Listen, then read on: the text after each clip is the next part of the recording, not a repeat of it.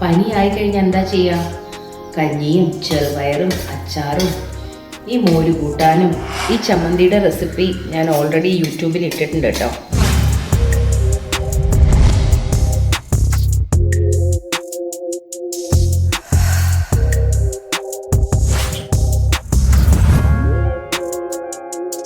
സംഗതി നല്ല ടേസ്റ്റാണ്. ഇങ്ങനെ പനിച്ചിരിക്കുമ്പോൾ വെളുത്തുള്ളിയും ചെറുവേറ്റും പരിപ്പോ കഴിച്ച ഒരു മിക്സ് ചെയ്തിട്ടുള്ള ഒരു ചമ്മന്തിയും കൂടി കൂട്ടിയ ഒരു കഞ്ഞി, അതൊരു സൂപ്പർ ടേസ്റ്റാണ്.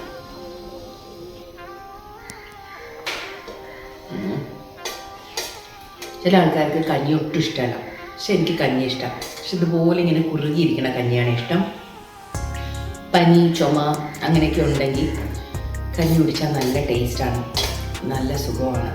ഇതുപോലെ പനിയുള്ള സമയത്ത് കഞ്ഞി കുടിക്കാൻ എത്ര പേർക്ക് ഇഷ്ടം? സത്യം പറഞ്ഞാൽ സ്പൂണിൻ്റെ ആവശ്യമൊന്നുമില്ല. അതാ ഇങ്ങനെ